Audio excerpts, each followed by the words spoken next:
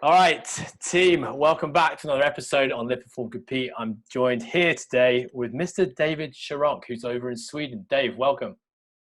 Thank you for having me. Hello. A very, very quick introduction before I hand it over to Dave. Dave has qualified to the 2020, or is it technically 2021 this year? I don't know how it worked because the dates are all over the place. But the CrossFit Games that's supposed to be coming up in the near future, Dave has qualified to that by coming second place behind Mr. Matt Fraser at the Strength and Depth competition, one of the sanctioned events earlier this year. But he's been in the game for a while. He's been to CrossFit Games 2016 with Team CrossFit Nordic. And today is going to be some epic storytelling. I know. I'm excited for it. Dave, please introduce yourself. Fill in the gaps if there's anything I've missed. I think you got the bulk of it there. I games CrossFit for about 2 years before I went to the games in 2016 with the team, and then after that, still training, but not necessarily the games as the goal. And then gradually working my way back into competition, some sanctionals, some sanctional style competitions, and then building up to strength in depth earlier this year and qualifying for the games that should be happening in September 14th to the 20th. Awesome. Okay, well, I'd like to start by just backtracking a little bit. So I have to admit, I always kind of build these episodes around selfishly what I would like to find out about people. I'm always very fascinated, especially with athlete and coaching journeys and what brought you to this point in time where you're now, about to potentially become a CrossFit Games athlete. Where did this whole story begin, Dave? Where did you grow up? What was your sport? How did you eventually find CrossFit? So I grew up in London, in East London, East Central London, Islington, and then I went to school in South London in Tooting Broadway, and then after I graduated, after I went through secondary school, I went into Oxford Brookes University. For the bulk of my athletic career when I was at school, from the age of about 12 to 18, 19, I played basketball. And then once while I was at school, I was scouted by a company called London Youth Rowing, and it's their job to identify potential young talent for the sport of rowing, and then direct it to. But I think we did a 2K test, and then they directed me to a club that was nearby where I was. At this point, I was kind of getting to the point in basketball where I realized it was very difficult to make a good go of it without moving over to the US. And at that point, the money that was necessary to go to a university in the US wasn't available. So I changed route, went down the rowing route, competed in rowing for about 2 years, and then went to uni, Oxford Brookes University, competed there for 2 years as well. And then after that, when the natural, I think what people usually do when they leave an endurance sport, there's just so many hours of conditioning, went completely the opposite way, went straight into the bodybuilding, powerlifting, trying to get as massive and as strong as possible. And then through that, moved into weightlifting, and then that's how I found CrossFit. Okay, so you actually have an endurance sport background. Yeah. And so I would say for the betting person looking at you now, probably wouldn't say that you come from an endurance background. Would you say that's fairly accurate? Yeah, maybe not in appearance, but man, the aerobic, the long grindy stuff is that's my jam. Oh, actually, at Strength and Depth, there was an event that you actually had to row, was there not?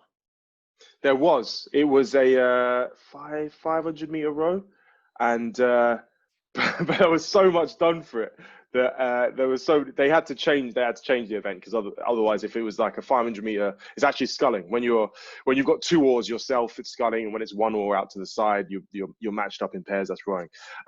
But everyone that rows sculls as well, especially in this off season. But how they did the event at Strength in Depth, if you get into a sculling boat, if anyone's been in a sculling boat before, it's like being in a racing kayak. If you were just to jump into it, first of all, you capsize straight away, because there's so much balance and so much awareness of what's happening with the rowing oars that's necessary just to stay afloat. So to combat that, they had us in much wider boats, almost like kids' training boats. And then also it's very difficult to get used to balancing using the oars, because you've got the inboard of the oar is so much smaller than the outboard of the oar. So what's inside the rigger that the smallest change with your hands has a big effect on the boat. So that takes a while to get used to keeping your hands level enough to keep the boat level. And so to help that, they also had someone sat in the bow that was basically sitting the boat for you. They also I think they got rid of the crossover, so that oars didn't cross over, they were next to each other. So they removed a lot of the advantages that you would have from having rowed, but nevertheless, like just understanding the concept of how to get the blade in the water and like where to apply pressure and how to get the blade out of the water obviously helped a lot. So I was lucky to have that as an event at Strength in Depth. I now know what it feels like for all the ex-swimmers every time a swimming event comes up at a competition. Yeah, exactly. I thought the programming of that event was really cool. But let's just quickly rewind it a little bit. So kind of going back to your school days, you know, you had this, was it a dream to play basketball? Like you talked about going to America. Have you always kind of grown up with like an athlete mentality where that's where you kind of saw yourself in later life? Or was it just see how far you can go with the sport? Definitely athlete mentality. Yeah. I've always like despised the idea of having to have a desk job. And I've always loved the idea of being able to be physically fit and active, do something that I'm passionate about every day and be able to make a living off of it. So when I was playing basketball, it was at that time that the passion was basketball. Well, maybe a little bit of me still is is very passionate about that sport because I spent so many of my like formative years playing it. But for sure, it was 100% athlete mentality from a very young age. My parents have always been like very fit and active people, and they got me involved in a variety of sports when I was younger, and that lay a good foundation of skills for later on, so that I had like a lot of the base skills that were necessary to go and jump in and do different sports, and that's like kept the ball rolling. And when you finished with your rowing time, I guess that sounds like it was university time. Talk us through like, you know, you've done an endurance or endurance type sports and events your whole life. Where does this desire to suddenly start lifting weights and become strong and big and everything that's associated with weightlifting? I think rowing is one of those sports, like a lot of endurance sports, because it is an endurance sport. Even though you're competing you compete really in the main season for like races last anywhere between 5.5 to like 7 minutes max. The bulk of your training is the low intensity, steady state work. So there's just a lot of hours accumulating, a lot of mileage, and you end up very fit for the purpose of rowing, but you lack a lot of the skills and a lot of the things that you get from sports, especially games sports, where you're on your feet and you're moving around. That agility, that the proprioception and coordination outside of specifically rowing is lost a little bit. And so, as well as you're getting very, very fit, but you don't really almost have much to like show for it. Like you don't look particularly fit or strong. Like rowers aren't like, they're big guys, but most of the fitness is just like aerobic. And so to go after like hours and hours and hours of just rowing, like early in the morning sessions out on the water on the rowing machines, just K after K after K, I wanted to get like completely away from that and lift weights and like build some muscle. And actually, because it's frustrating as well when you at that age, like you want to get like reward beyond just the performance aspect, right? Like as an athlete, you want to be able to look good. So you go into the gym and like you're rowing for hours and hours and you're doing like all the strength and conditioning stuff that's associated with rowing, but you still look worse than the guys that are just in the gym, the normal like gym next door, like pumping weights for an hour.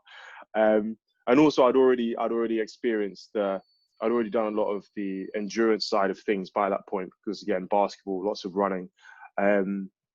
I wanted to explore the other side of things like weightlifting, powerlifting. I've never been coached in that. I'd never learned how to do those things. And so it just seemed like an untapped part of training for me at that point. And I really enjoyed it as well. The advantage of having such a big aerobic background is the amount of volume of training that you can tolerate is very high, and how well you can recover is also very good. So it was nice to be able to go from that and go straight into the gym training, and I could still train like once, twice, sometimes every day, and get gains like fairly quickly because my body hadn't experienced that stimulus before. And it was nice to be able to learn new skills as well, especially being back on my feet after spending a lot of time sat in a boat or on a rowing machine. And so what was that first journey of finishing rowing and getting into the gym? Was that self-guided? Were you in a commercial gym? Did you have a coach? When did you start dabbling with CrossFit?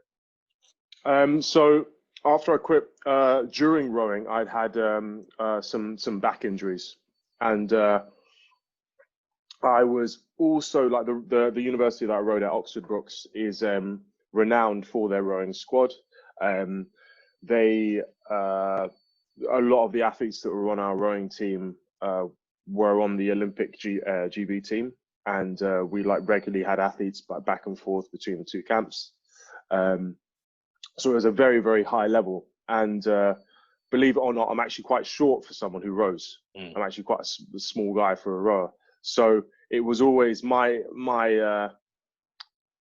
I suppose not like advantage, but like my thing was like I just had to be very, very fit and very, very strong compared to these bigger guys who had much longer levers and a much longer stroke.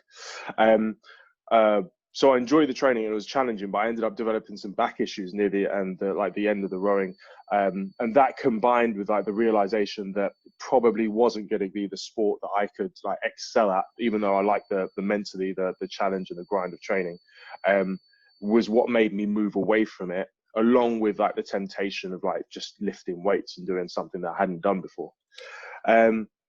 So actually, a good friend of mine, Andy Snedden, who I went to university with, he also rowed as well. We moved into powerlifting, or like I suppose like power building, because we wanted to get big, but we didn't want it to just be like useless size hypertrophy. Like we also wanted to be strong as well. So we followed. I think we jumped into Jim Wendler's 531, which set like a very good foundation, classic program, very good foundation for our for like the rest of our lifting over that 2-year period. Did that for about 1.5 years, and then moved more and more into like the weightlifting side of things. And I joined a weightlifting club called Oxford Power Sports, I think it was. And then I was coach. We had a coach there who it's really bad. I can't remember his name. It was either Mads or it was Max, but he was a brilliant coach.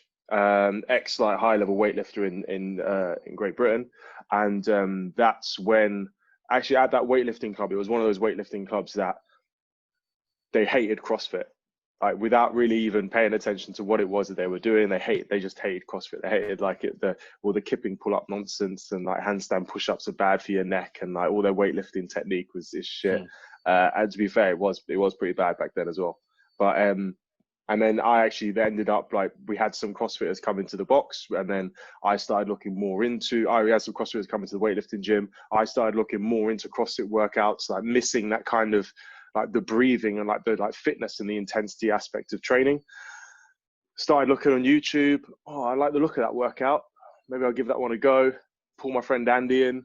Yeah, let's give this workout a go. A bunch of us were working out at a sports center at the university, and over summer a lot of the students go home. We stayed there, and there was a group of us, and we basically like for about 2 months just went onto YouTube, cherry picked workouts, went into the gym, destroyed ourselves, went back onto YouTube, found another workout, and just did that again and again and again for 2 months. And that was my introduction to CrossFit. And I'm curious, well, firstly, if I was to look at your build, you're probably not predisposed these days to probably be the perfect fit for a CrossFitter. And I don't mean that in an assault way at all, but I'm just smiling because I know you agree. What do you mean? Number two, thinking about, spending all that time in a boat, in a flexed position, coming into something like weightlifting and CrossFit, which is, demanding pretty extreme ranges of motion. What was that transition like for you? Big bloke who spent a lot of time in a rowing boat, now coming into snatching, cleaning, jerking. What was that like? Oh man, horrendous. My mobility was so bad.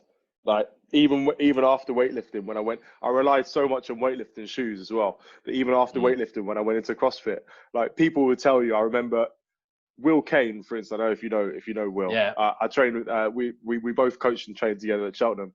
I was still squatting like a powerlifter, like feet wide, butt back, all the weight on my heels, like zero Bar in ankle the middle of range your of motion. spine. Yeah, terrible. Overhead squat was like a good morning. It was horrendous. Yeah. So the mobility was difficult, but also when you row, as I said, you row on one side. And that motion then means that if you row on bow side, it means, or stroke side, excuse me, the oar goes out to your right. If you're on bow side, the oar goes out to your left. I rowed on bow side.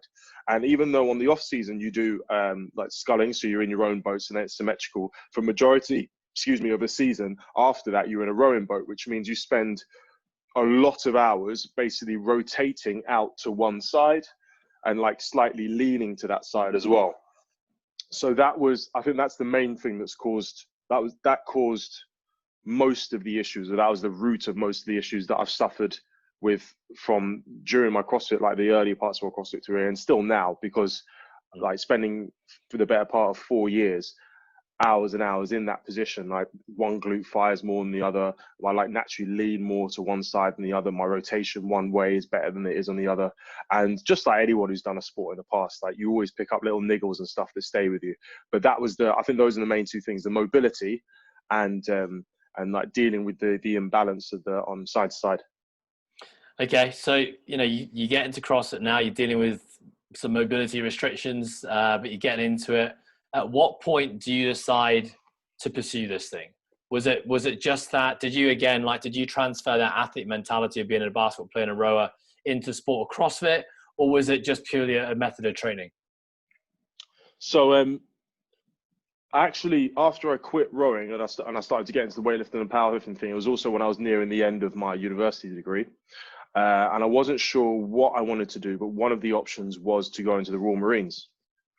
And so I began entry into the Royal Marines as an officer and went through the application process, passed the application process, but then during my training, like leading up to the entry, I injured my knee. And it was more like an injury that I've had for a while since playing basketball, that kind of like with the extra volume of running after doing so much lifting, came up again. And so I rehabbed the knee, and then I used CrossFit effectively to kind of like test the status of the knee and to ensure that it was rehabbed back to full fitness, because the demands of what you have to do in CrossFit, along with a bit more like running, jumping, twisting and turning, is similar to what is required in the military, or like a good test of what you could put it towards in the military. So I almost was using it more as like a training methodology then, purely for the purpose of like rehabbing my knee back, making sure I was fit and healthy and strong. And then I think there were qualifiers started coming up for competitions. I thought, oh, what the hell, I'll give it a go. I qualified for a competition in a CrossFit Cheltenham, which is just like an hour's drive from Oxford. And then when I attended the CrossFit competition, my knee like went like that straight away again. So, okay, not ready at all. So left that, carried on training, did another qualifier for the Athlete Games, qualified, went to the Athlete Games and came 12th. I'd never stepped foot in a CrossFit box by this point as well. Never like my coach was YouTube, and like our friends watching each other. After that, like that's when I met like Ben Massey, Stephen Fawcett, Robert Manlove, Matt Rodwell. I think I met Mitch and Alex Younger there as well. After that, carried on training a little bit. The plan was to then go in the following year, like, because I think the entry is like September for officers. So I'd already missed that entry because of the knee injury. So the plan was to go in the following year. And then the Open came about, and a guy in Oxford that was very good at CrossFit, still is, Simon Greenwood. He'd opened up a box, and he'd told me he was in it's quite like a small CrossFit community there, so everyone knows each other, and told me about the Open, and like I just explained what it was. I looked a bit more on the internet, decided to do the Open, did it, and then qualified for regionals. Went to regionals and came 10th behind Will Kane. So and this is, hang on, is this 2014? This is 2014, yeah. Yeah, hang snatch, the hang snatch, handstand walk. That's the hang snatch handstand one, yeah. And that that's when I met Will, and I met Steve Bunn, who after regionals invited me down to CrossFit Cheltenham. And then I ended up working at CrossFit Cheltenham. I think that was when I realized then that I could make a career or make a living off of being fit and active and being involved with other people's journey for being physically active and physically fit and reaching their fitness goals without having to necessarily leave my girlfriend at the time and go to the military and deal with all like that, I suppose, like the negative aspects of going to the Royal Marines. So that's like, I was very passionate about actually being a soldier and doing the soldiering things that you would need to do. But it also was that there's always that little bit of a drawback, especially when you come from being an athlete and you always want to be in like not optimal, sorry, but you want to be training optimally. It was lucky that I found the sport and found that way to get into the fitness side of things without having to go into the military. And so, your transition into coaching, did you at any point in these times, like, you've obviously done pretty well in your first two competitions. At what point did your focus switch? Like, when did you start to focus a little bit more on the competing side? Or maybe, did you even switch to focus on competing? Or is that just something that's always been in the background and led you to success?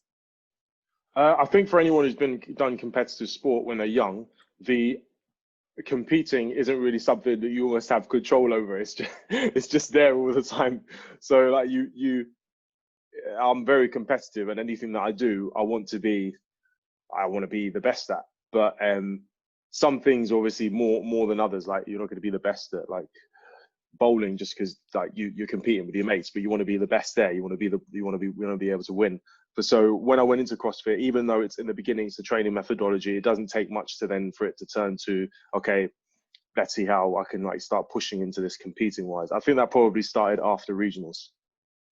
After regionals, when the realization, like, it wasn't, the standard today is much higher than it was then, but the training that I'd done up to that point was very much self-led. And as I said to you, I was following the OPT Big Dogs blog for about 3 months.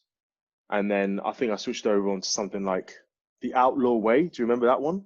Yeah, I do indeed. Like all barbell, like just loads Heavy. of barbell. Yeah. No, like very, very little gymnastics, very, very little aerobic work.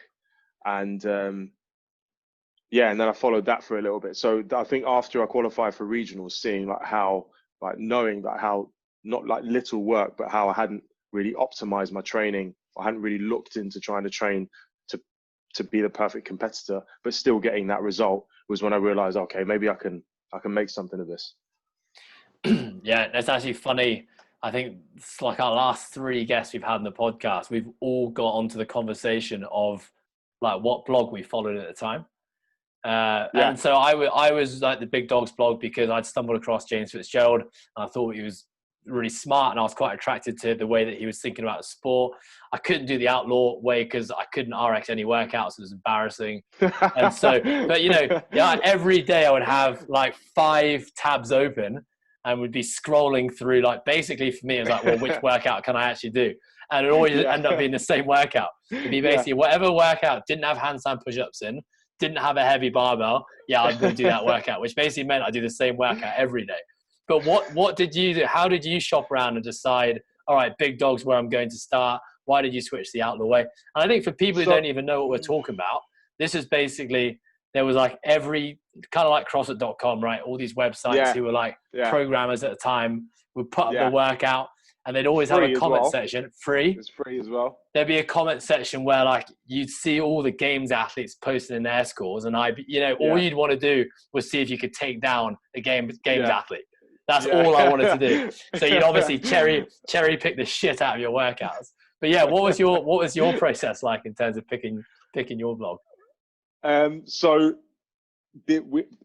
I'll start before I actually got onto a program, which was when we were at the University Sports Center, and there was myself and about 4 friends, including Andy, James, and Yoko, and we all just we found CrossFit at the same time, like just looking at it on the internet, and cherry picking workouts, going to do the workouts. And then we realized that we had no skills. We had no muscle ups, no handstand walk, right? We couldn't do any of the skills. It was just fitness and like the very, very basic stuff.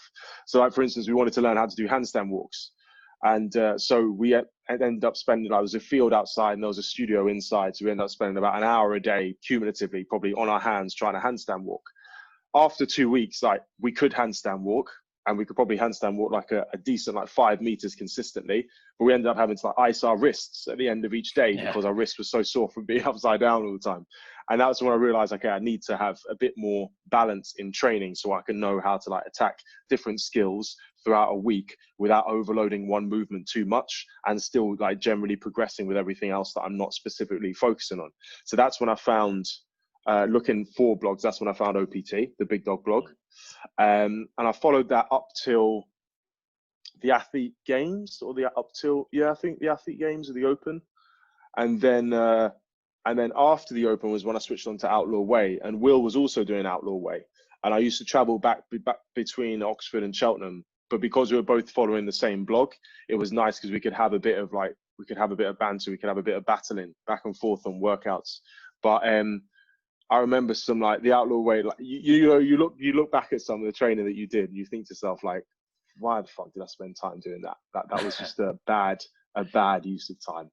I remember doing like burpees for half an hour with a weight vest on, because like they announced that I think that was the year when they announced there was strict handstand push-ups, and as soon as they announced there was strict handstand push-ups, we had loads and loads of strict handstand push-ups. It was like every other day was like accumulate 50, accumulate 70, whatever it was.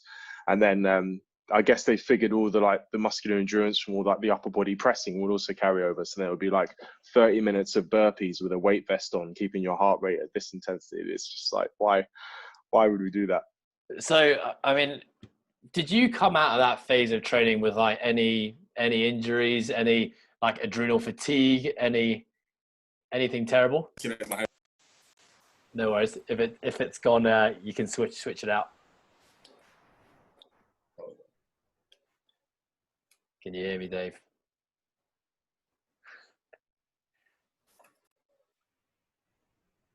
Can you hear me? Can you hear me? All right, back on. Yeah, go for it.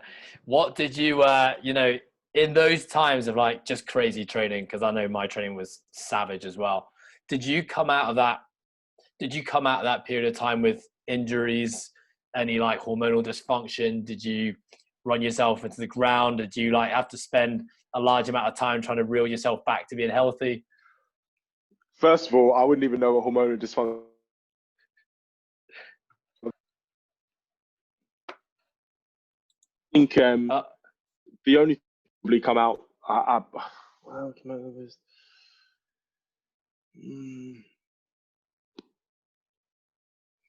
I don't think I really came out with injuries. It was probably more that I came out with like just like gaping weaknesses, like things that just obviously hadn't been worked on.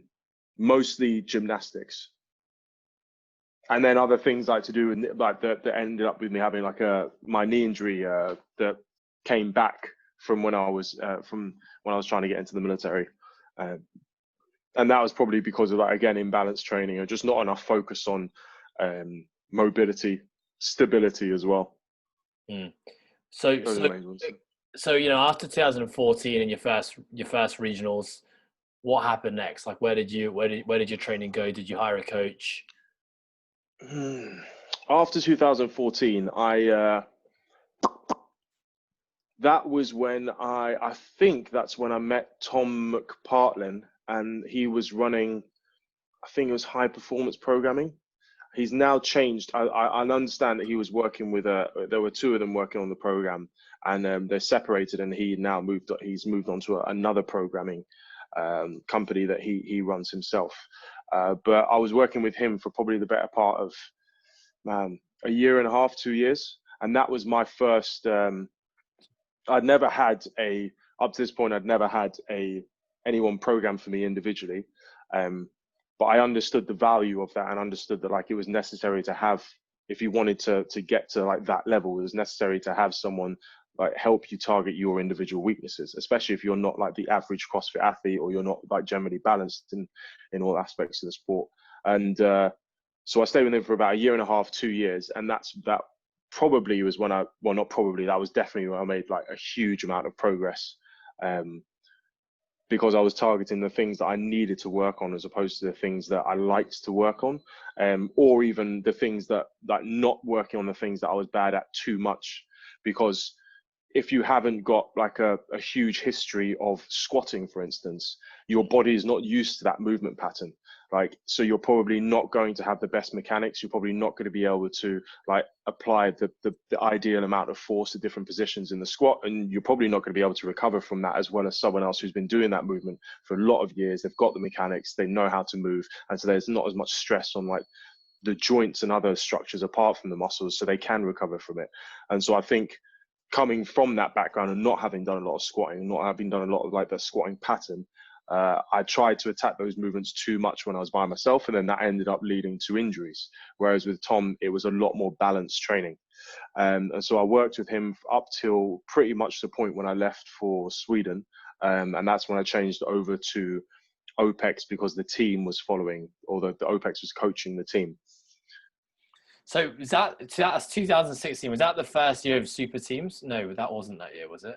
No, this is back when you had to all be in the same place in order to, you had to all be a part of the same affiliate, right?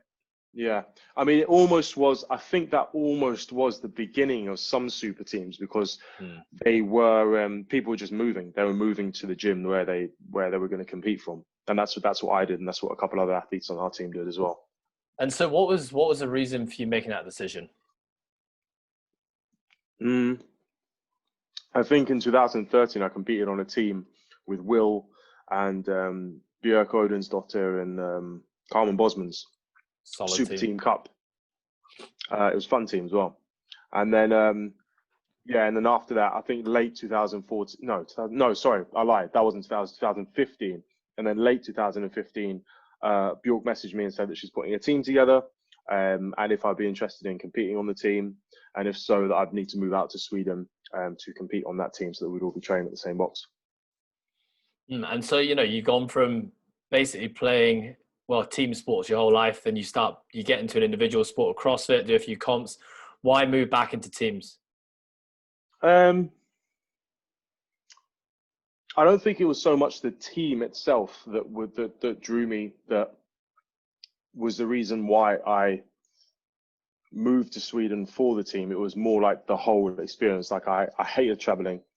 I hated, like, I was very much like just a hermit, happy in my house, go from my house to my work and gym and train and back to my house. Like, why would I want to go somewhere else? I pay rent to live here. Like, it's the couch and the bed and the TV that I like. So I was very boring like that. And my girlfriend at the time was the one that pushed me out to, like, you should go, you should take this opportunity because you don't know what could come of it. And you don't know if you get another one like this. And so it was more because of that I moved out, as opposed to like the actual, like, I want to go to the games on a team. Because at that point, I didn't really fully understand like what games on a team meant. To me, it was almost like, oh, team is what people do if they can't qualify as an individual, kind of thing. Yeah. Whereas, like, since that point, the team standard has raised so much that it's arguably like as hard as an individual competition to qualify and perform as a team. So yeah, it's probably that. It was the life experience and the opportunity that way, as well as the actual team, that got me to move out. So talk us through that experience with Nordic. I mean, you guys had an amazing regionals experience. I remember because we were over in Australia at the regionals, but hearing about Nordic and having a really good team, you guys qualified to the games that year and had a pretty amazing run at the games. What was that experience like? Yeah, it was an interesting experience. I learned a lot that season. I learned a lot about not only within CrossFit, but also like the experience of moving away from home to another country and living like by myself in this new city, in this new place, and competing and working, but also like the dynamics of a team and what is necessary for a team to perform at a high level, and the things that are necessary both on like a personality and like a communication level outside of the gym, and also what's necessary for you to do inside the gym in order to perform. And also at the end of the season, it was good to be able to look back and identify, okay, these things worked well and these things didn't work well. And had we changed some things, we could have had a very different result as well. But it was nonetheless, it was a really interesting experience. Okay, I'd be really interested to hear about what some of those things that you learned about, what makes an effective team, because, teams are in everywhere in life. It's not just in sport, but it's in it's businesses, it's relationships, it's friendships. So what were some of the things that you learned in that experience? I learned that everyone has to be committed to the text to the same degree. And I think there has to be a very mutual understanding that I am willing to kill myself in order to win this event. And not only that, but I'm willing to do whatever is necessary within training up to the competition in order to win. Whatever it is, I will do it because I want to be as fit as I possibly can to support you, my teammate, so that we can win. And it has to be the same. Everyone has to have that same mentality. It can't be that a couple of people on the team have that mentality and a couple of people on the team are just there for the ride and the Instagram followers. It can't work. You all have to be on that same level. And since then, competing on other teams, even if they've been just fun little team competitions, and having more of that, you can really feel the difference. So I think that number one is the commitment level of all the people on the team has to be the same. And even if it's not that same, even if it's not the same as in everyone's not there to win, if you all understand that, if you're all on the same level, you can still function, have a good time, as long as there is an understanding that the commitment is even across. And then the second thing is that you have to be able to, I think you have to be able to get on outside the gym as well. I think and it happens on sports teams, as you know, in all sports, that you bring a bunch of athletes who are very good athletes together, but it doesn't work because they don't get along, they clash as people. And so I think in order for a team to work, because you have to spend so much time, you can say the emotions don't matter, or you don't have to get along, you just have to be professional, but you spend so much time together that if you don't get along, it's gonna end up biting you in the ass. So I think that's the second thing, is the understanding of how much you need to be able to get along with your teammates outside of the gym. You need to like each other. They need to be people that even after training you want to go and hang out with and spend some time with. And so were all those things, I mean, because you guys did really well at the game. What did you guys finish with? You were sixth or something? Was it sixth or fifth? Yeah. Were all those things optimally aligned for your team that year? No. So what you're saying is you did really well, but you could have done even better had there been some other improvements. Maybe. Okay, Maybe. my words, not yours. All right. So I'm curious, because you have this very successful year from a placement standpoint, the CrossFit Games on a team, but I think you then make a move back to individual competition. Is that right? Yeah. So off the back of that team and off the back of what you said, not me, I was very I had the experience, but I'd gone to the games and I'd seen the big bright lights and the athletes that were competing there. And I wanted to go back, but I wanted to go back as an individual because I knew that was something that I was entirely in control of. And my my ability to get back there, and also performance wise as well. But so I, as any stupid athlete does, when they're really, really motivated, I got back. And the next day after we got back from the game, after we went to the games, we finished the last day. The next day I flew back, and then the day after that I started training again, which obviously is not a very good idea. And about 2 months later, I was completely fucking burnt out and just destroyed. And that's when I started to understand, that's the reason why people take the time off after the games. It's not necessarily about all the time off after any big competition, because it's all relative. Maybe your big competition isn't the games, but for you and your body and what you're used to, it feels like a big competition. Because I figured when I got back, during the period of time, during the whole season when we were training, I always did extra sessions here and there. So I was keeping up the same volume of training that I had done when I was an individual. So when we went to the games, the stress on my body didn't feel like a huge amount. So after we finished, I felt fine. the next day I felt like a bit sore, but just no more than like a regular training day. And so I jumped straight back into training thinking, well, if I'm not physically sore, like I've got no reason to not train. That's just wasting time.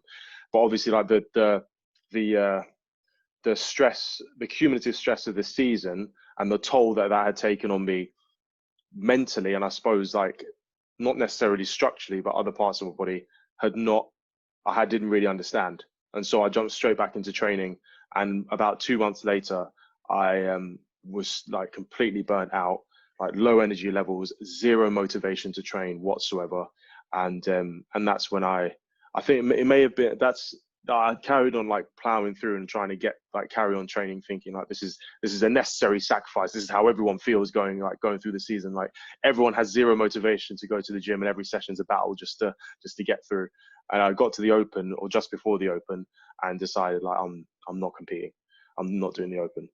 I think I took about a month. I think I took about 2 or 3 weeks off, maybe 2 or 3 weeks where I didn't go to the gym at all. And I think maybe even in that period, like a couple of times I thought, okay, I'm going to go to the gym. I'm going to do something. And I packed my kit. I went down to the gym, walked in, and just walked straight back out again. Because I didn't get that feeling that I want to jump in and start warming up and started training. And I probably went in like once or twice a week for that 2 or 3 weeks. And before I went in and eventually felt like, okay, I do want to actually do some training now. And then I gradually started to work my way back into it. So that's the reason why in that year, nothing really happened, because that essential part of the year, the Open, by the time I got to that point, I was so burnt out. I just didn't want anything. I didn't want to do anything. Yeah, and then I carried on training for that season, and then pushed forward to the following season, which was 2018. I mean, it's like when you listen to any athlete who's been at the top of their sport for a prolonged period of time. Like, I mean, everyone knows now, like probably watching Jordan in The Last Dance, you probably watched it as well. But I mean, like Kobe, like Matt Fraser talks about his off season quite a lot. You know, the importance of having a break after the competitive stint is so important for the longevity of an athlete.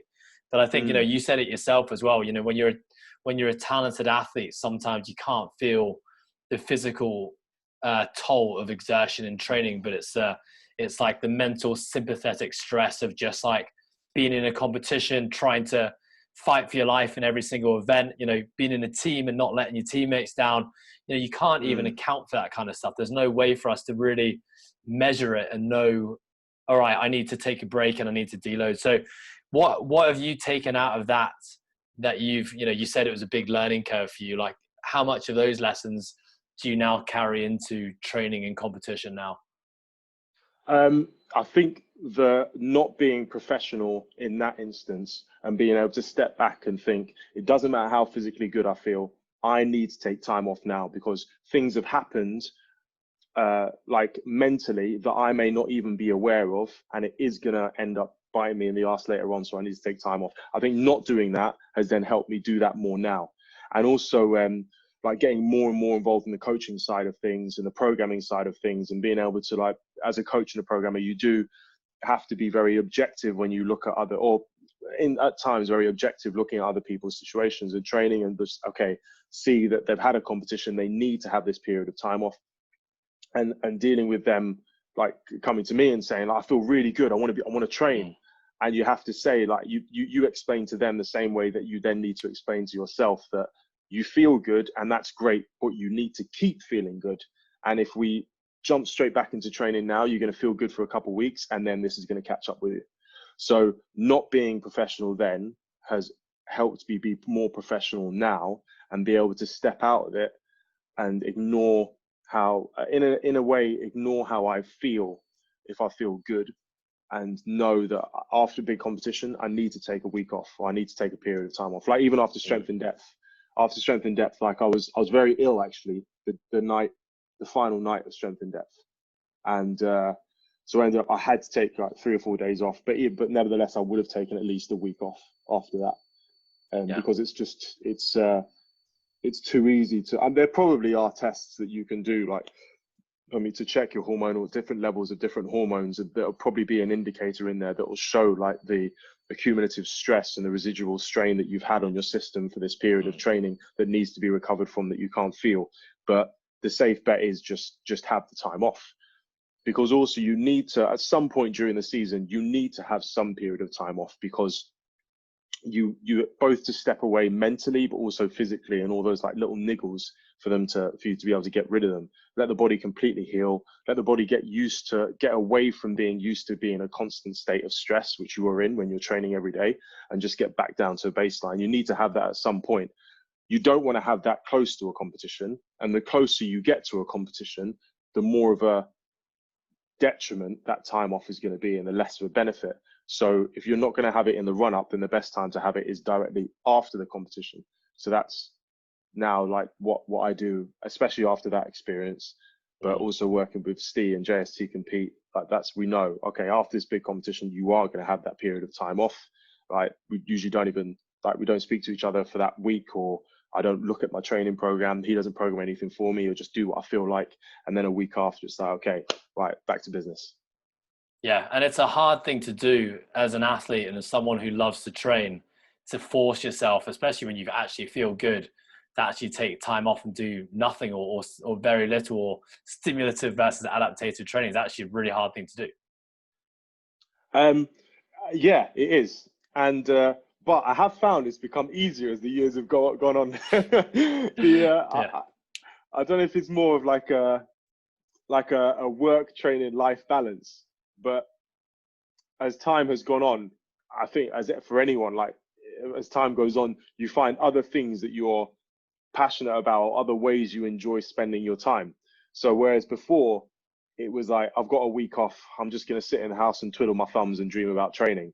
Now it's like, I've got a week off, like, oh great, I'm going to go do all this other stuff that I haven't been able to do while I'm training. Yeah. And is that perhaps like I guess it's a change in outlook on life for you? Well, you know, when you're younger, you just, all you think about is CrossFit and competition and games, and it's your identity, it's your life. But you know, you actually start to realize that when you can have other things, actually CrossFit gets better as well. Yeah, exactly. Because you get more, like, you just get more balance. With balance, you can, that way when you're doing CrossFit, you're like 100% into it, and then when you're doing this other thing, you're 100% into that, instead of always trying to be 100% in CrossFit, and then these other things kind of take your attention away, but then you have to pull it back to this. It's and also, like, I think as you get older, you just, like, you get better perspective, don't you? You realize that if I fuck up this season, then, like, I don't qualify for the games, like, it's not the end of the world. Yeah, it's like, I think everyone, especially in the sport of CrossFit, because we all get into it as adults, is that it's something new and it's something fun, and like everyone is just 100% right from the start, and then we all have different breaking points. So I know where my breaking point was. It wasn't that long after starting it, to be honest. Yeah. But, you have other people who have like 5-6 years before they suddenly break, and they have, you know, what we're talking about, this realization of life and where CrossFit actually fits into it all. And they work out how to actually be really effective in everything. And yeah, it's funny. Yeah. Everyone's got different stories. What was your breaking point? What was that experience like? Well, I was actually already broken when I came into CrossFit. So I like, rugby was my sport, and had a lot of injuries from it. Kind of similar to yourself, kind of got into sport. You know, there wasn't a whole bunch of education on like how to move well, apart from Kelly Starrett putting out mobility WOD every day. And so obviously I'd floss my knees and hang off a resistance band for like 20 minutes every session, but didn't actually do all that much. But I thought I was doing something good. And then, just like, you know, overloading. I've had a few shoulder operations, a few knee operations, and just was forcing load into positions that weren't ready to take that load. And, you know, you're young and resilient, so I could take it for a little bit. And then so my first open was 2014, and then 2015 is where I like catastrophically broke everywhere. Had a competition, you know, was popping like painkillers to get through every single event, because that was the norm back then as well. It wasn't even I didn't even know that was a bad thing, because, you know, you play rugby every game, it's like, right, our physio used to come around and be like, right, who wants a Smartie? And a Smartie was a little pink pill that would basically like numb your body. And so, you know, half the team were like, yeah, chuck us a Smartie. And so I got into CrossFit, and I was like still popping Smarties, a year and a half later thinking, oh, well, surely everyone else is in pain, because like that's just what we're all doing here. But yeah, eventually my body just completely broke down, and that was like my big epiphany of, okay, I need to take a whole different approach to this. That's where, like, for me, you know, bit like meditation, stretching, cooling down, warming up, hiring a coach who could help me map out a season more effectively. Reducing training volume actually was a massive one for me. You know, I went from 2-a-days to 1-a-days for a little bit, and then slowly ramped it back up again. So yeah, we've all got our different breaking points for me. But for that was quite early. I didn't even make it 2 years into sport before I was broken in every way. Dave, what was your, okay, so I have written down here some of your open scores. Okay. You went from 190th. Data and everything. Yeah. You went from 190th. Then you went to 240th. And this year you finished in the world. I'm talking about the world. Does that sound right? Yeah. I think, okay. And then you go from 240th to 35th. What happened? It's the drugs, man. Started kicking in. Yeah, it's not working for me. No. The Smarties, yeah. Bloody Smarties. Got to get that good Nigerian stuff. It's effective. No, what was it? Well, when I came 240th, that was 2018, was it? I think it was 2018 because you didn't do the Open in 2000. I love how I know more about your CrossFit journey than you do. So you didn't do the CrossFit Open in 2017 and 19. No, I want to know about that. Yeah. I didn't do it until we already went through 2017. That was when that was off the back of the games of the team. Yeah, burnt out. 2018 did it. 2019 was when strength in depth. That was when I competed at strength in depth, and I missed the games spot by like 2 points or something, or 7 points, I think it was, something like that. And the first open workout was at strength in depth. It was the first the wall balls rowing. Depth. Yes, and I didn't do well on that one. And after the competition, I was smashed, and so I couldn't do another attempt on the Monday. So I think I just didn't do the rest of the open after that. Yeah, that was quite cool. That was also the first year that they introduced sanctionals as well. So that was my plan, was to not do the open, but then to go to some other sanctionals to get a game spot. And but then I picked up the knee injury that had been plaguing me, like got worse after strength in depth, and I ended up not being able to do another sanctional that season. So that strength in depth was my own like attempts to qualify, and that's also why I missed out the open. So yeah, with the 2-year gap, 240th to 35th. What was the reason why? I think, as you know, like when you're training, so 2 years ago, I think the year prior, when I went to French Throwdown, I think it was 2017. I think after French Throwdown 2017, if I'm correct, it was that was when I jumped on board with JST, and that's when I started working with Stephen Fawcett. He started programming for me, and then from then it's been like a steady. I've been working with him, has brought the improvement that led to moving from 240th to 35th. But I think we know that it's not necessarily so linear, the improvement. It's not like, if you're working with the right person, it doesn't necessarily mean that you're just going to get like steady progress all the way through the season. But I was progressing, which is the reason why I went from 240th before I was working with Steve to the 35th that I got this year. I think that's probably the biggest change, being able to have someone like target my weaknesses, help me target my weaknesses, like I had working with Tom at Partner at High Performance Programming. I think that's probably the main thing. And so I'm interested, after that year at the Games with Nordic, and you've had a taste for like the CrossFit Games, and you've made the decision that you want to get back there, with the changes to the CrossFit Open season, and now there's sanctionals, Now there's national champions. Did you see straight away that this is going to be a better chance for you to get to the CrossFit Games than previous? So compared to the old regional setup? Yeah, because I'm crap in the open and I can't stand the open. I do way better at competition in person than I do online competitions in my own house, in my own gym.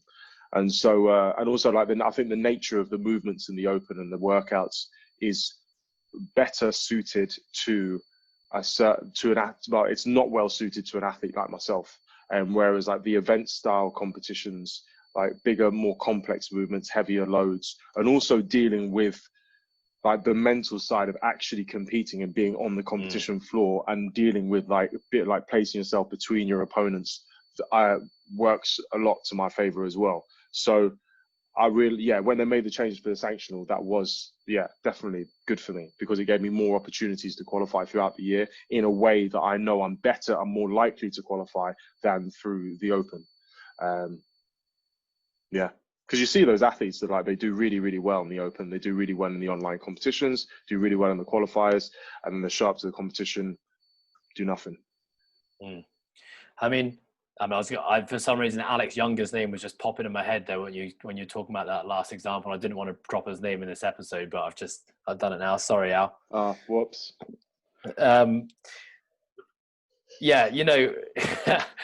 It's only because we were talking about Al before the episode, and I was thinking he really wants me to drop his name here, and I'm really going to try not to do it. And I've just done it, and I'm a little bit angry at myself. So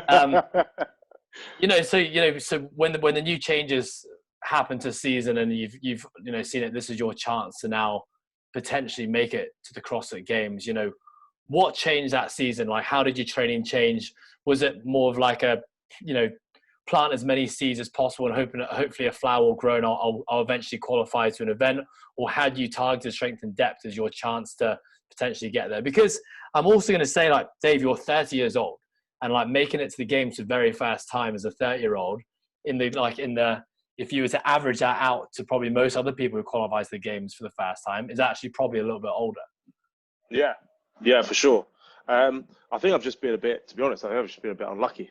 I've come so close to qualifying and like many times. I strength and depth the previous year, and then like when we had the regionals format, I like missed out on going to regionals by like very, very, very small amount, just because like the region that I was in was very competitive, and as an open athlete, I'm not particularly good. I think this season and also last season, I definitely targeted like Dubai.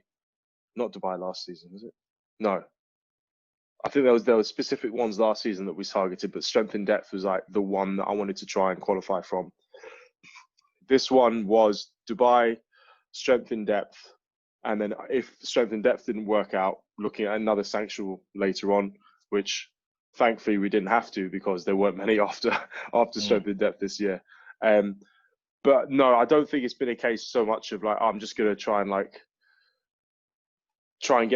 attend as many sanctionals as possible and eventually I'll qualify. Like, I've wanted to go to like a good sanctional with a nice like varied events, a whole weekend of competition, something that stimulates the kind of challenges that we might face at the games with a high standard of athletes, and qualify from that, knowing that then stands me in good stead for a performance at the games, as opposed to like maybe a sanctional that's like a bit lower in variety, or like not as much, like a lot more indoor events, maybe a little bit shorter duration of the days of competition.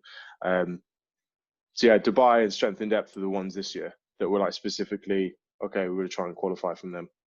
And all those years of getting really close but not quite making it, how did that leave you feeling? Because I think it can push people both ways.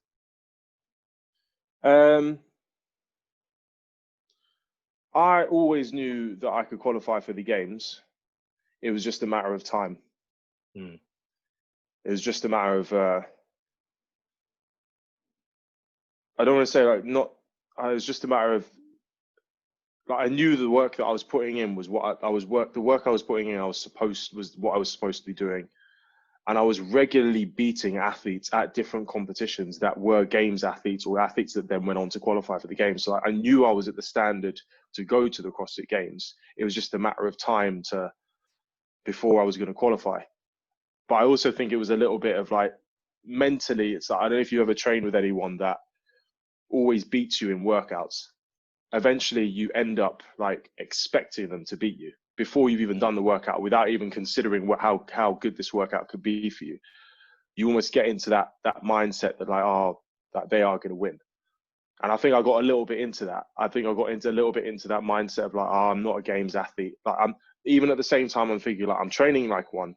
I'm doing the training I need to be doing. I'm beating the athletes that are qualifying for the games. It hadn't happened for so long. I did start to think, oh, yeah, I'm just not maybe I'm that athlete that's just gonna like float around just below the surface, which was also really frustrating when they introduced like national champions. And there are people that are going to the CrossFit Games that are far below like the game standard that have snuck in as national champions. Also knowing that like a quick phone call to the Nigerian embassy and I could have been there as Nigerian national champion as well. It was yeah, that was frustrating, but I'm glad I didn't give up. Well, I mean, it sounds like there was always belief that you knew you could get there. It was just about probably the right test at the right time and on the right day, and you're going to have your chance to get there. Yeah, and I think now, I don't want to say that it was like the right test at the right time. Like I don't believe that I'm an athlete that qualifies because they got good events. I think I'm like varied enough, and I think I have a broad enough skill set and a balanced enough to be able to qualify at different styles of events. But it just so happened that every time like I was given an opportunity, I either just missed it, like at strength in depth, or an injury or something stopped me from being able to attend. So like last year, for instance, I only attended one sanctional. I could only go to strength in depth. Had I been able to attend another one, I'm pretty sure I could have qualified for the games. But it's always just been like something unlucky, like a knee injury or back injury or something that stopped me from being able to go. And so talk me through that final, like that competition, strength and depth, where you qualify for the CrossFit Games. What was that experience like? The first day did not go to plan at all. The first day went very badly. The first event was a run. I actually ran quite well for me. I'm not a very good runner. We're working on that. But I was quite happy with my score on the run. But it didn't score me very well. I think I came like 13th or 16th or something like that. And then in the evening, we had the standard, which I think is like 30 clean and jerk. It's basically Grace, 30 muscle ups, and then Isabel. Something I had done or something that I had not done, which I've now realized what it was, throughout the middle of the day, left me completely like drained and destroyed for that event in the evening. Like in the warm-up area, as soon as I got onto a rowing machine, like my heart rate was shooting up.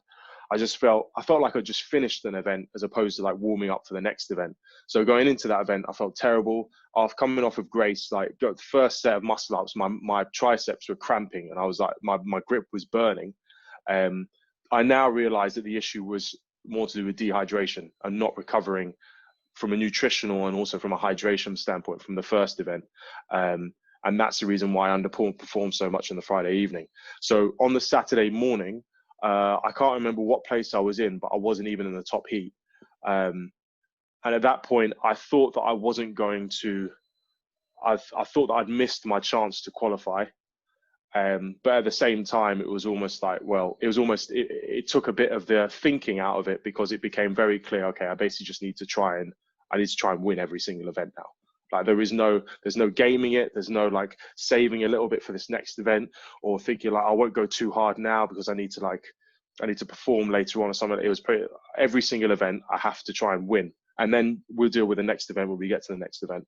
And then that ended up working really well. I think I got like for the rest of the weekend I didn't drop out of the top 3 on any of the events, and that's what jumped me back up the leaderboard to then be able to qualify on the Sunday. And so at which point in the weekend did you realize like, all right, I might actually be in with a chance here?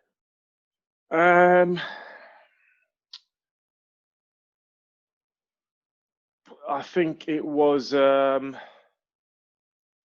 think it was actually after. It was before, after the. There were two events on the Sunday, and the Sunday morning was the rope climb, yoke carry, handstand walk. Mm. And after that, I think I came second in that event behind Matt Fraser. And then after that, when we were walking on, it was a battle between myself, Lucas Hergberg, and Georgios Karavas. And after that, I'd moved up the leaderboard from my like poor Friday showing over the weekend. So I was in third place behind Lucas. And then going into that event Sunday morning, I was in third place behind Lucas. And after getting my place in that event, that switched us over. So I was then something like 5 or 7 points ahead of Lucas. And I think after that, I hadn't really thought that I could qualify because I thought Lucas was too far ahead. I would have tried and do everything I can to catch up and try and get past him. But in the back of my mind, I'm thinking it's probably not going to happen. After that event, as I'm walking off the floor and walking back through the warm-up area, I think it may have been I was like getting my kit together or something to go back to the hotel, and Steve just said to me, like, "You're in second place." And Steve's very good at that saying. He's very good at saying exactly what needs to be said and not saying anything more. And I think we've got over the years, we've formed a very good relationship where he really understands what I'm like at competition. Like different athletes require a different amount of attention. They want, like, some athletes like to be, I don't want to say like coddled, but like they like to have a lot of attention, like to have the coach helping them load the bar, talking to them. Maybe other athletes like to have a chat and have a laugh. I like to be just completely left alone. I'll put my headphones in before I even leave the hotel room. I walk there to the warm-up area. I warm up. I have a few exchanges with Steve. The only thing he'll come over and say to me is things that basically I need to know about the event or things that he thinks that I should think about. And if I need to know something, I'll just ask him. But apart from that, it's usually like I'm just in there warming up. We have a fist bump and a look before the event, and then I'm off. And so when I came back in and he said that, like, he just said, "You're in second place." That was when it was like, okay, like I didn't need to say anything else. That's what I realized. Okay, now I'm in a position. I've got a chance. Because before that, going into that rope climb event, we'd worked on rope climbs a lot because the previous year, I arguably lost the opportunity, my spot to qualify because of the final event, which was rope climbs and thrusters. I fumbled a lot on the rope. And I really like legless rope climbs, but for some reason, I just couldn't understand like the lock, or like, especially intensity. When I got fatigued, my lock became very, very slippery and unstable. And so I was slipping all over the rope. Bonislav had a brilliant event, and then ended up taking the game spot. And so coming back to this year, there was a little bit of not fear. It was more the opportunity for redemption, but also the idea that like, oh shit, again, like I could potentially qualify, but there's this rope climb event. Is it going to be the same as last year? And so it was only after that, after like, I suppose, conquering the rope climb that I failed the previous year, was when I really thought, okay, now on this final event, if I can stay ahead of Lucas, then I'm in. Okay, so that, getting that information just before the last event, I think that can send people one of two ways. Number one is that you're thinking about, all right, just do enough. I mean, we've seen it with so many CrossFitters done it in the past. They're moving into the last event of the day and they're in a podium spot. And then in hindsight, they talk about they were focusing on the outcome too much. They were just focusing on the other athlete rather than just staying in their lane. You can potentially really throw you off and put you one way. Like, how did it affect you in that moment?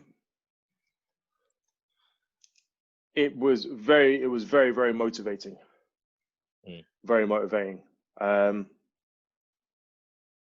I like to think I perform well under pressure, especially knowing that other people could not perform well under pressure as well.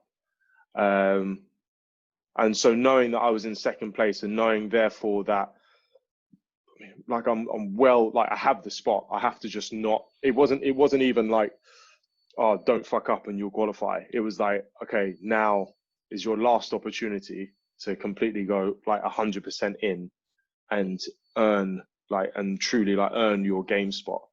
I didn't want to just like try it, like just qualify because I was within a few places of Lucas. Like I wanted to beat him on the last event. That was, and also we've got from like a mindsets perspective as well. I think you read about this. I can't remember that. I'm just gonna quickly check. There's a book that I'm reading that someone sent me that was this book speaks specifically about, it was the guy that one of Michael Jordan's coaches. He also coached Kobe Bryant, strength and conditioning coach, but he's also working more with like the mental side of things. Relentless. I don't know if you've heard of the book. Yeah. I haven't read it, but I've heard of it. Highly recommend it. Brilliant book by Tim Grover. And in there they talk about like this kind of like alter ego that athletes can have. And this is the alter ego that they switch into when they're competing. And that's something that I've worked on for a while. From basketball and rowing, I think it's like naturally developed into CrossFit as well. And so it was very easy when that, like going into the final event, to switch into that mode. And that mode is entirely 100% focused on winning and like recruiting every single like tiny aspect of your body, every single muscle fiber and every single like point of mental strength that you can, to focus 100% on winning an event. Whether you can win or not doesn't matter. Like you're gonna die before, so you let someone overtake you. And so switching into that mode before that event, I remember walking from the hotel room, and I was absolutely furious, but not like in a negative way, in a very, very good way. But it's hard to describe, I suppose. Like you were so fired up, or was it? Yeah. It's even after reading this book and like understanding like that this is the thing that athletes use to help them perform. It's still quite difficult to put into words. What was that last event? It was 21 calorie ski, 15 bar facing burpees, 9 overhead squats at 100 kilos, and move forward every 3. It's like, I think there's sometimes that optimal balance depending on what the workout is. You know, there's a lot of times events will finish with that just like all out. You can switch off and just close your eyes and completely empty a tank. In which case, like bringing aggression and like being extremely fired up is probably the thing you need to do. But I guess in a workout like that, where there's still an accuracy component, where like you can't be completely off your face when you have to try an overhead squat like 100 kilograms for reps. So it's like probably there's like a sweet spot somewhere where you probably couldn't be completely just ready to tear someone's head off, but to kind of pull back and be in control somewhat. Yeah. I think it's not a lack of control. If anything, it's the opposite. It's like an ultimate control. Like every single fiber in your body is committed to performing the best that you can in this event. And like, there's not even like a fraction of your mind that is elsewhere. It's like you've managed to you access like every single part of your brain, and it is now committed to winning. And that is, I think like that's something that a lot of athletes have everyone has the ability to do, and a lot of athletes use, and is the reason why they can like tap into a little bit extra at the end of an event. And it's probably when we perform our best is when we're in that flow state where there is absolutely nothing else and everything is just, that's awesome that you kind of were going into that event with that. All right. Well, Dave, I see behind you, it says days until games 43. Obviously, it's a lot of your focus is now on the CrossFit Games. Question mark there as well. You should probably have a question mark somewhere on that blackboard. But I mean, like, talk about this year's games. Like, there is obviously a lot of unknown. There's been some massive changes to the sport. Still nothing is like, set in stone just yet. Like, how do you now approach the CrossFit Games? You're stuck in your country. You can't travel like people always did in previous years where we were doing like acclimatization camps in different countries. Like, it's a very different year this year. So, what's it like for you right now? Well, I have to say, like, thankfully, it is the most set in stone right now that it has been. And that's, and I can say that because the date has been confirmed, 14th to the 20th of September. And also because of the changes that have taken place within CrossFit HQ, there seems to be much better communication between CrossFit and the athletes. So we now know this is the date, and these are the things that are going to happen that are helping you be able to travel and take part. As far as it's gone for the season, we don't need to go through everything that's happened because like, everyone knows, I'm sure like all of your listeners know that like the things that have happened over the past few months. But it definitely hasn't been, selfishly from an athlete point of view, it's been far from like the ideal journey to the games. And even now in this situation where we finally got a date and a potential location for where the games could be, it's still, there's so many things that stand in the way of us being able to compete that it does take a little bit, it creates quite a bit of stress for the preparation of the event, and some of the enjoyment of like enjoying the journey, enjoying the process of training, now knowing what's ahead of you, this amazing event that you've been looking forward to and trying to qualify for so long. Some of that is taken away with like, okay, how are we going to organize visas? Like, are you going to be allowed into the country, even if you've got like a this exception that allows you to get in as an athlete? Like, are you going to be able to get accommodation? Like, when you get accommodation, where are you going to get your food from? Where are you going to be able to train from? Because most of the gyms are closed. Like, travel arrangements and like it's just so many things that legit on the logistics side of things that I don't feel like an athlete should have to be at the forefront of an athlete's mind. And in a lot of sports isn't, because that's taken care of by a team manager, by an agent, by the sport itself. And hopefully in years' time will be the same for CrossFit, and athletes don't have to worry about it. But it has been a bit of a drag on the experience. And I've tried to keep in my mind like the image of what it was like in 2016, being on the competition floor. And I've also tried to keep in mind, like going with Emma last year, what that experience was like, and watching what she got to go through, and thinking like this is what it's for, and it's worth it. It's not about like the travel arrangements, the accommodation, all that shit. But it does, like, it's hard for that stress to not grind you down after a while, because that's not what we become athletes for. It's not what we're training for. Yeah, you want to just be able to focus on competing and doing your thing as an athlete. Yeah. You don't, like, the worst thing for an athlete isn't like lack of motivation or injury. It's like not even knowing if the competition that you're training for, you're going to be able to attend. Like that's like the ultimate question mark, isn't it?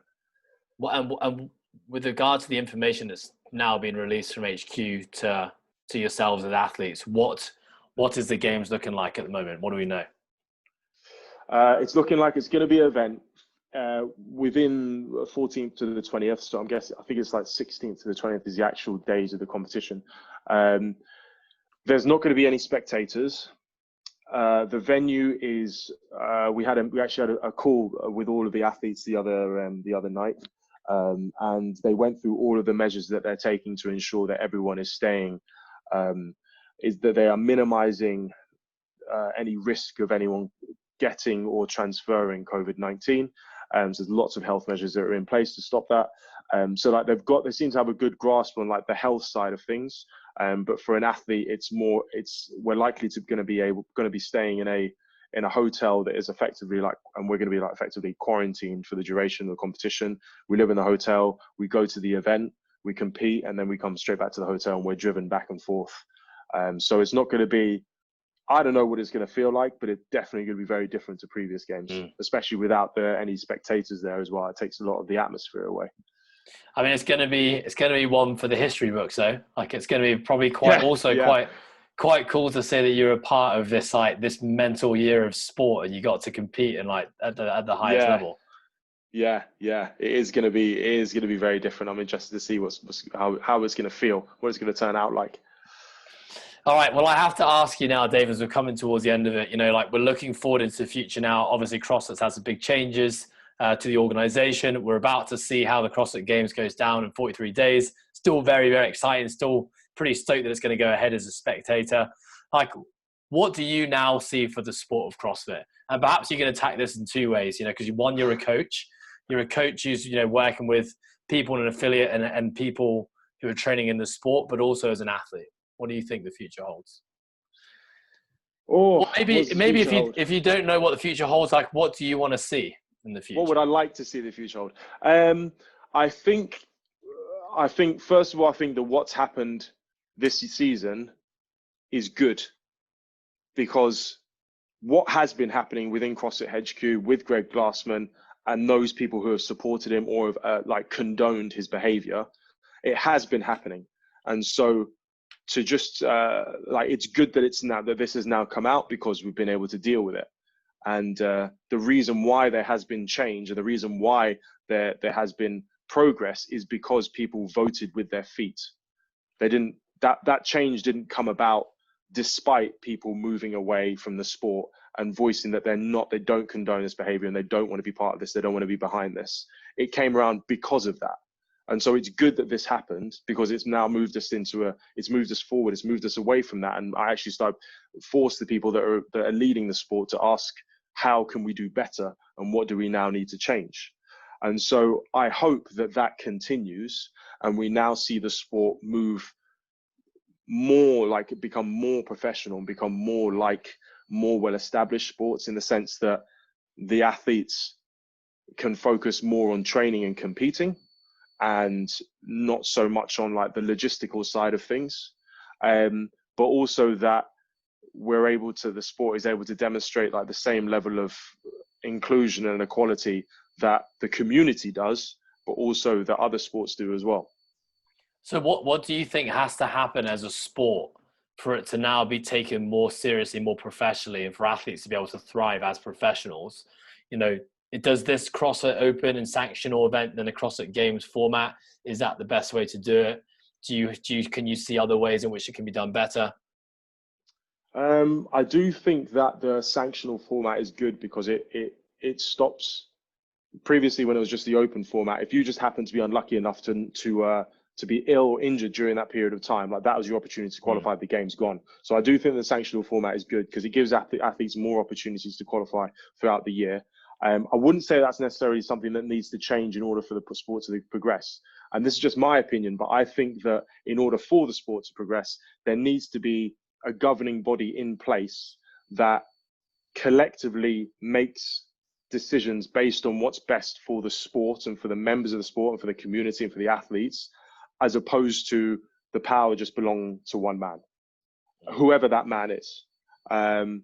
I think that's the reason why we have governing bodies in sport. That's the reason why we have groups in sport that make decisions, because there is going to be collectively they can come to a decision, but within that group are opinions from people who are from different backgrounds, different experiences of sport, knowledge in different areas. And it's important to have that diversity, because then you're more likely to come to a solution that benefits the vast majority, as opposed to just the views of one person. So I think that is absolutely paramount, that we have that in order for the sport to progress.